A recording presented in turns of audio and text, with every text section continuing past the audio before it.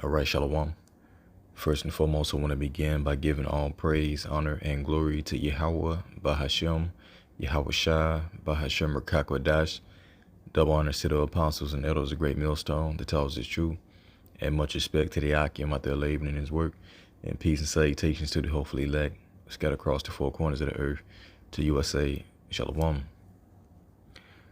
So yeah, just another quick news and prophecy update. And so what we have on the screen here from Fox News, it says World Economic Forum Chair Klaus Schwab declares on Chinese state TV that China is a model for many nations. All right, China is a model for many nations. And so as we understand through the spirit of prophecy from our Lord Yahweh Shai is that these elites of Esau Edom and these other nations that have aligned themselves with Esau Edom, the top bankers, are pretty much trying to set up this one world government in which all the masses will be enslaved in this dictatorship in which you will be tracked, traced, and controlled by this charagma, this CHIP. And your whole life will be monitored and geared and steered towards the beast. All right? There's going to be a complete satanic system that they want to set up if they was allowed to have their way, but we know that the Most High is going to interrupt that plan altogether to save the remnant, the elect. And so as we see these things happen, it's good for us because we understand prophecy. We see that these devils and these nations are going forward with their plans, and they believe wholeheartedly in their hearts and their deceived minds that they're going to complete their agenda, all right? And that's why when you go to the book of, you already know, Psalm the 2nd chapter, verse 1, it says, why do the heathen rage? All right, the word rage goes into plot. So why do the heathen plot? And the people imagine a vain thing. And what do they imagine? They imagine overthrowing Yahweh Shai and the Israelites, as you get in Psalm the 3rd chapter. All right, and setting up their own wicked agenda on earth under Esau Edom, who wants to falsify his birthright that he sold unto his brother Jacob. So why do they imagine a vain thing? Because anything that they're doing and everything that they're doing is going to lead to vanity. It's not going to come to effect. So 2 says the kings of the earth set themselves and the rulers take counsel together against the Lord Yahweh and against his anointed. All right. The Israelites, in particular, the elect, saying, let us break their bands asunder. All right. And cast away their cords from us. And so they want to break our bands from Yahweh Shai, the Israelites, by the way of disinformation, by the way of idolatry, by the way of building this satanic system. It says, and cast away their cords from us. They don't want to be tied to the law, statutes, and commandments of Yahweh Shai. All right, so 4 says, he that sitteth in the heavens shall laugh. The Lord Yahweh Shai shall have them in derision. So these heathens, all right, although they're carrying out their work on the left-hand side, well, you got the Most High in the heavens that's laughing at them. And we're laughing at them because everything that they're doing is going to come to no effect. So China, who is a role model for this NWO, in which these elites of Esau Edom have pretty much, and this is the guy that's ruling over you, man. Don't forget that. This is the nigga that is ruling the earth, the caveman. All right? The basis of men. So do you think that the Lord is going to let this man prevail in his plans? You got to be effing kidding me, man. You got to be kidding me. So Blacklisted News says, nightmare on G20 Street. Biden delivers us to a Chinese social credit system. All right. And we know how the social credit system is in China. There's so many cameras watching every one person. All right. There's nowhere that you can hide in China.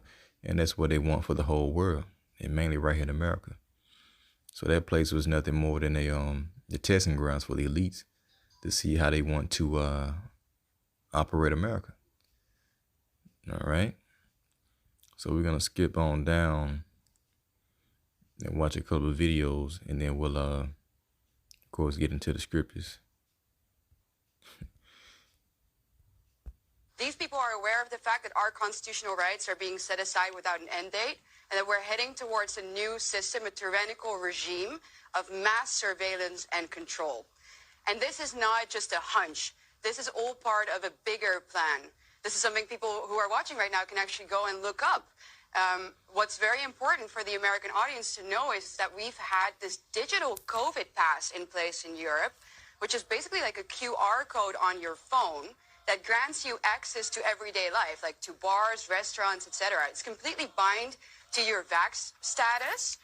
And this is all part of a European project issued by the European Commission that is basically surrounded around this idea of a European digital identity. So this will not stay just linked to your vaccination status. This will encompass taxes. This will encompass your medical records apart from your vaccination status, your bank information.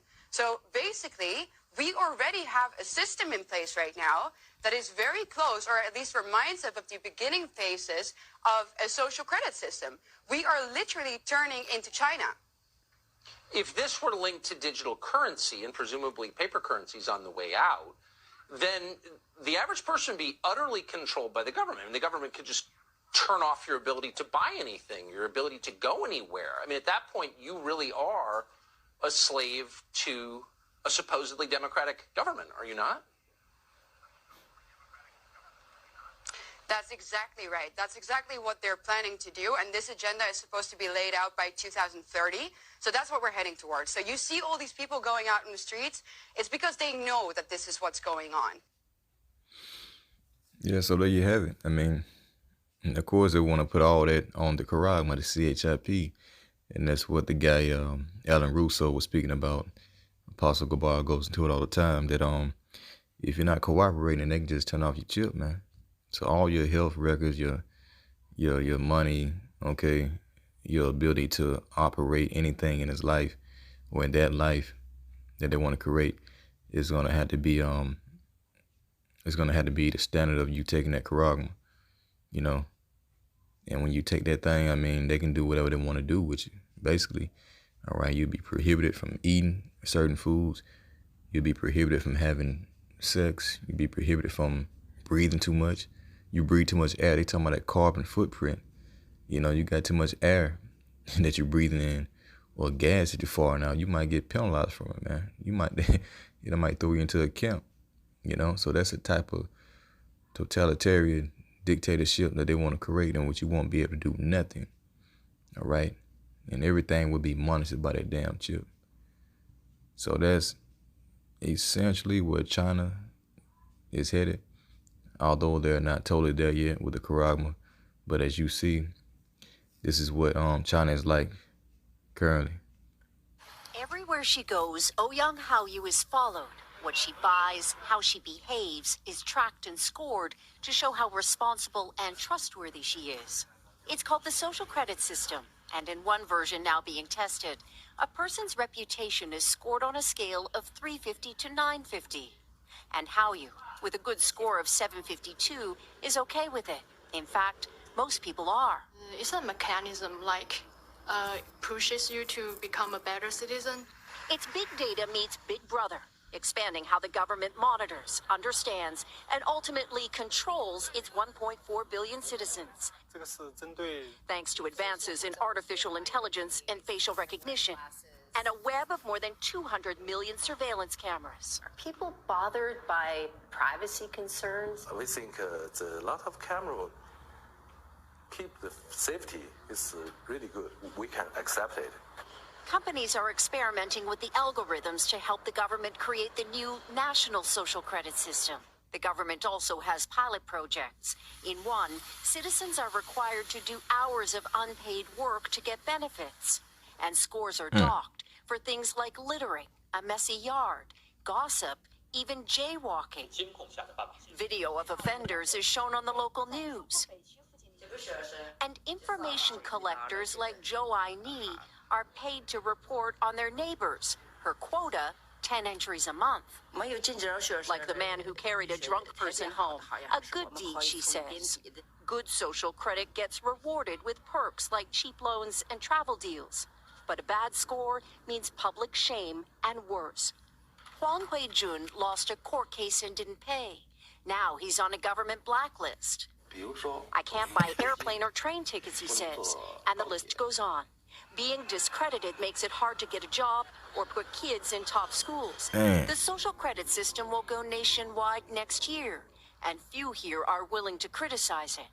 Something that may pose a risk itself for a bad score and the life that comes with it. Janice Mackey-Frere, NBC News, Beijing. Man, so, I mean, just imagine it here in America with that Karak one, man. You won't be able to do anything when they get this thing implemented, man. You won't be able to worship what you want to worship. You know, you go online looking for a great millstone video, Israelite video. You won't be able to find it. If you call out Yahweh Shemel Shai, you know, you're not going to be able to do none of that in this system that they want to create. You know? So that shows you right there what they want to bring to America. So you got to ask yourself, what do you have to look forward to in this life? And that's absolutely nothing. All right? Your children won't belong to you. You won't be able to make children, basically. You know, you won't be able to live at all in that system. In order for you to have a good credit score, of course, you got to worship Satan. It's going to be a full, all-out blown satanic system that they set up in which pedophilia and all of the above will be accepted, and you won't be able to say nothing about it, man. So Micah 2:10, it says, arise ye and depart, for this is not your rest. You arise ye up, come out of that dead state, you Israelites, and depart spiritually. For this ain't your rest, man. This ain't the time to be comfortable within America or wherever you at, because it's going to be a worldwide thing. Because it is polluted, it shall destroy you even with the sword of destruction. All right? And so we understand and know that these heathens are not going to fulfill, you know, whatever they got planned. We know that for a fact. And that is why we have confidence in the scriptures. Just think, if you understood and knew everything that was coming, but you didn't have any hope in the salvation of Yahushua, then can you imagine the mind state that you would be in, you know, of having no hope? You'll see a lot of us committing suicide if we didn't have Yahushua, you know, to rescue us. We'd be mass murderers and shit. Psalm 33:10, it says, the Lord Yahweh bringeth the counsel of the heathen to naught. He maketh the devices of the people of none effect. All right, so we depend on Yahweh Shemel Shai, the creators of heaven and the earth, to fulfill his word and destroying this man's wicked system. So it says, the counsel of the Lord Yahweh standeth forever, the thoughts of his heart to all generations. And the thoughts of the Lord's heart is to establish the kingdom of heaven with the destruction of America and this beast system at the return of Yahushua. All right, and then it's going to be the Israelites' dictatorship, in which these nations will have to bow down to the laws, statutes, and commandments that we set up in the righteousness on earth. And what this is going to do is produce peace on earth. And ultimately Esau would be destroyed, but the other nations at some point, once they get right, will be able to live in peace. And they're going to be happy when Esau gets destroyed. Proverbs 29:2, when the righteous are in authority, the people rejoice. Okay, so when the Israelites get back in power, the people will eventually rejoice. But when the wicked, bad rule, Esau, Edom, the so-called white man, the people mourn. And that's what you see now currently, all right? So everybody's waiting for the Israelites to come back into power at the end of the day, man. You know, so this is what's coming. Again, just finish this off with Revelation 3:10, you know, because the temptation is coming to see if you love this life or not. And we're going to read this in the NLT, Revelation 3:10, because you have obeyed my command to persevere, to overcome these trials and tribulations, right? I will protect you from the great time of testing that will come upon the whole world to test those who belong to this world. All right, they talking about crashing the banking system currently. They talking about the CBDCs, and they talking about for you to get your money back, you have to switch over into that new digital system. So are you gonna do that if it comes with you taking that Caragna? With the cost of you probably losing your home, your whole livelihood, your job. That's gonna be a great time of testing. So the ones that do believe in Yahweh Shai and his testimony are not going to do that. They're not going to take the mark in Revelation 13 and 16. And then they're going to be saved, and then they're going to be the first partakers of immortality and the world to come. So with that, Lord willing, you're edifying until next time I say, Shalom.